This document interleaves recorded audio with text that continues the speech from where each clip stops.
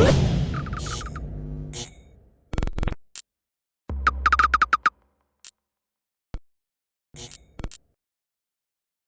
is Andi Purewal for Boxing Social in association with Betfred, and I'm joined by Tommy TNT Fury out here in Cleveland. Tommy, how are you doing? I'm very well.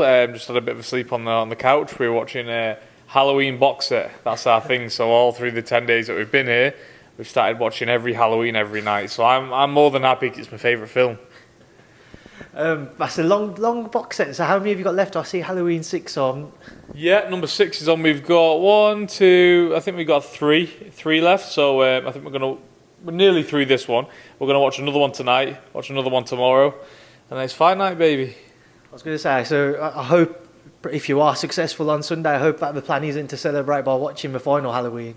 Yeah, but I don't think I'll be watching it sober. Put it that way. I'll be very, very drunk, but it'll still be on in the background somewhere. Tommy, let's obviously come on to the fight on Sunday night.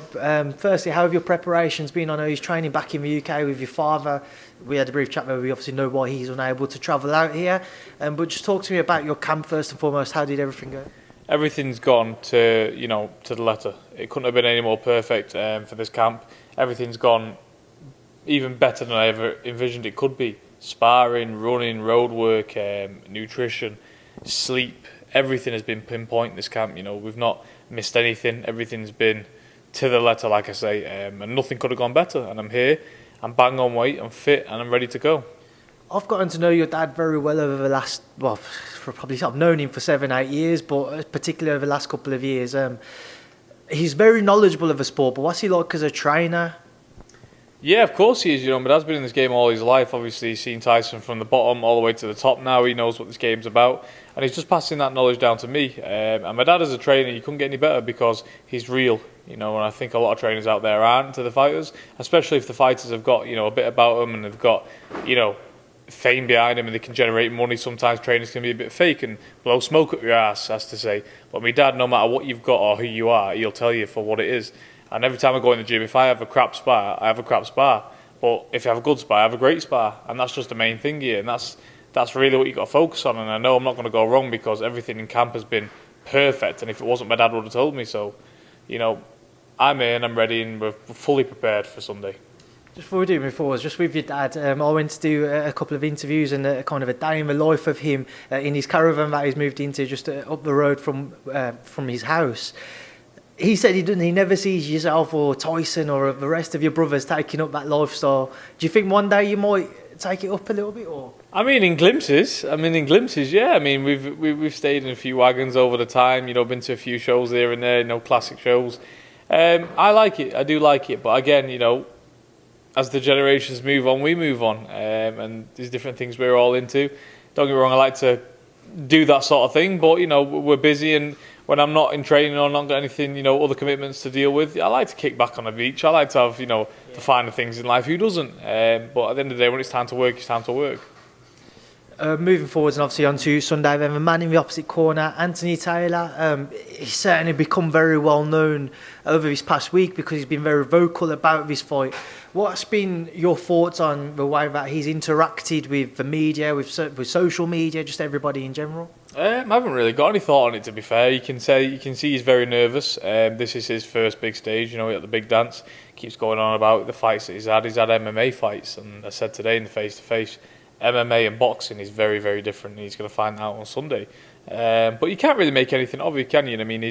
He's here, he's obviously fighting me, who's, got a big following in the UK. He's just trying to shout his mouth, get as many brand deals as he can, get a bit more notice, get a bit more clout. And, you can't knock the man because that's what this game's about. But the way he's gone about it, has it really been professional? No, hell no. But could you have expected anything different? No. Obviously he's fighting me. He's going to want to make a big noise, and that's what he's done. But come Sunday, his time's over. Tommy, there is that natural and quite a big weight difference between the pair of you, and obviously you have a big size difference in terms of height and reach as well. Is it just expected of you not just to win on Sunday, but to do so in emphatic fashion? Before we beat around the bush, this is a fight, and anything can happen in a fight. I'm not underestimating Anthony Taylor one bit. Like I said before, and like I said many times before, I feel like I've trained for all the marbles for this fight.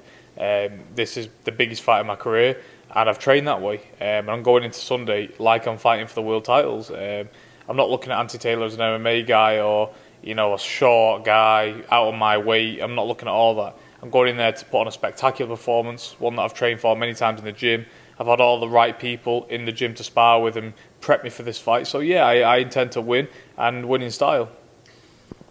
Throughout the week, yourself and Jake have not mentioned each other's names. I'm sure you know where I'm going with this. At the press conference yesterday, he did say, he does look beyond Tyron because he's looking at what could be next for him, and he mentioned you. He said that's why Tommy's here, because he's somebody who's in my sight, somebody who I could potentially face. Firstly, what did you make of him effectively just telling everybody you are certainly on his mind for a potential fight? I make nothing of it, because the same thing that he said 8 months ago. Said this 8 months ago when we was going back and forth on social media. Oh yeah, if you want to fight, call me out yourself. The man's a talker. He is what he is. He's a seller. He's a businessman. He's not a fighter. All this man thinks about is pound signs and who can I fight that's the worst but will generate me a massive amount of money. That's all this guy thinks about. Because there's plenty of good fighters out there that could make him a hell of a lot of money. But is he going to fight them guys? No, he's not. Because quite frankly, putting it bluntly, he's very well off. He's done very well for himself. And he's not going to get the shit knocked out of him for nothing. Doesn't need to. So he's going to pick the easiest fights that earn him the most money. He's a smart businessman, but he's not a fighter, and that's the difference here. So with what you're saying there, Tommy, do you believe, and you've been asked this question probably 50 times this week, but do you believe you will cross paths provided you're both successful on Sunday? Providing, God willing, we both get the win on, Sunday night. It's hard to say no. I mean, we're on that collision course. I'm not on this undercard for the good of my health, at the end of the day. They've done it for a reason. And like I said, provided we both come through on Sunday, God willing, there's no other fight for me than that next. I mean, that's the whole reason why I'm over here. Fighting Andi Taylor, fighting Jake Paul isn't going to, help me towards my world titles. But this is the day we're living now, and we're going to have fun with this. But like I said, I'm here, I'm fighting on his undercard. You would assume, both coming through, God willing, that I am next. But this is Jake Paul we're talking about. We don't know which direction he's going to go in. You mentioned neither of these fights will help aid you on your ambitions to become a world champion. So with that in mind, once again, is it only Anthony Taylor and then Jake Paul who you would consider having a type of fight which you would do if you cross paths with Jake, and you will do on Sunday with Anthony, or are there other people who you'd consider a fight with? My career has took many twists and turns. If you'd have told me a year ago that my career would have headed in this direction, fighting on more of the media side and on Jake Paul's undercard, I would have laughed in your face and thought, no, that's not the way my career is going to take. Love Island, who'd have thought I'd have been on that? So I can't really say what's going to happen in the next few years. I can't really say what's going to happen and who I'm going to fight in the next few fights. I don't know. My focus is on Sunday, and when I come through that, we've got to see what's on the table, sit down, talk through it with my team, and then we'll go from there. Jorge Capetillo, we've obviously seen him around. He'll be in your corner on Sunday. Just talk to me about the reasoning behind that and how you come to the decision to ask Jorge instead of maybe somebody else who I know you yourself or Tyson would have worked with when he's been over in the States. Yeah, it just made sense. Jorge's one of the best trainers in the world.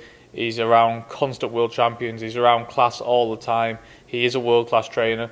And we're coming to America. This is my US debut. He's based over here, and he's really good friends with Tyson. He's been in multiple camps with Tyson, so it just made sense for me to use him and gain his knowledge on fight night. He's there. He's been on these big stages before. He was in Tyson's corner for the Wilders fight. He's been there. He knows how to handle himself under pressure. So I feel like he's the best man that we could have got over here, and I'm very thankful that he's doing the corner, and I'm thankful that he's here, guiding me through this week. I just want to quickly loop back because I've forgotten, he slipped my mind. Just get your prediction on the Jake Paul Tyron Woodley fight. What do you think will happen in it?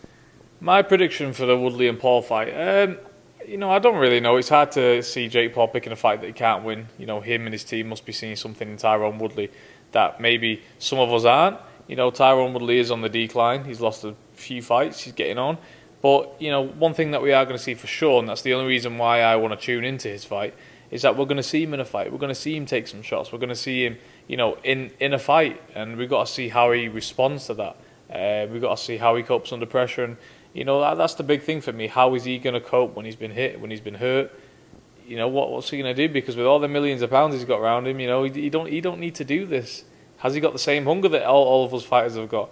You know, when he comes to the press conferences, dripped in, you know, chain and all that sort of stuff. Does he really need to be there? We'll see when he gets clocked, you know. Then we'll see the balls of Jake Paul. Just going to get a word as well on your brother Tyson. How is he doing? Obviously, how's baby Athena? Yeah, everything's all good. Me and my dad was at the hospital the other day. The baby's good and well. He's at home.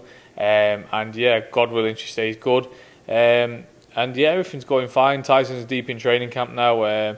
I think he's doing 4 weeks in the UK, 3 weeks over here, and then he's over here, obviously, for October 9th, the Wilder fight. And then, yeah, God willing, he comes through that. We can see the big fight with AJ. I asked Jorge earlier on, I'll ask you yourself, when your brother returned and he fought Deontay to that draw in Los Angeles, most people thought he won. Obviously, he went down as a draw, comes and wins in emphatic fashion, makes a statement in 2020 with that 7th round stoppage victory. How much better of a performance could we see from Tyson this time around? I think you're going to see a 10 times better performance. And I know that performance is going to be hard to beat, but for some reason I just think Tyson's got Wilder's number. And when you've got somebody's number, it's very hard to get rid of. And I think it's going to be done in much quicker style this time. I think maybe 4 or 5 rounds this time. Because I just think, you know, Wilder is 35, 36. How much hunger has he got left? What more can he do? He's not going to start dancing around the ring like Muhammad Ali. That's just not his game. He's got the one-punch power that we all know. All these fast pads he keeps putting out on the body belt and stuff like that's all well and good on a stationary target, but we all know how difficult Tyson is to pin down and how difficult Tyson is to fight. So I don't see him doing much different, and I see Tyson just being relentless and stepping on the gas from word go. Tommy, away from boxing, obviously you mentioned Love Island earlier. I think the series has just finished, the most recent one. Was you tuning in? Honestly, it's no disrespect. I said this in an interview the other day. It's no disrespect to the show. I love the show. The show's done marvellous things for me. I met my soulmate on there, Molly. You know, I've got nothing bad to say about Love Island, but I've just been so busy. You know, my US debut coming up. I've been in hard training camp, you know. I've been in bed when that was starting. You know, I've been literally balls deep to the wall in training, so I didn't manage to watch any of it. I've seen clips of it, but best of luck to everybody on it. I hope they've done well. Hope they've found plenty of love. Hope everyone is together, gets married and has 1,000 children. And God bless them all, yeah. Tommy, is that the vision you set for yourself and Molly, 1,000 children? Maybe just over 1,000. No. Listen, I think all them good times are to come. We just got to take every day as it comes. But everything's going well, thank God, every day. Tommy, you've just mentioned 2 things I want to quickly pick up on before I do end this. Firstly, you mentioned Molly, obviously, Anthony Taylor, his comments on her. What have you made of those? I've not made anything on his comments.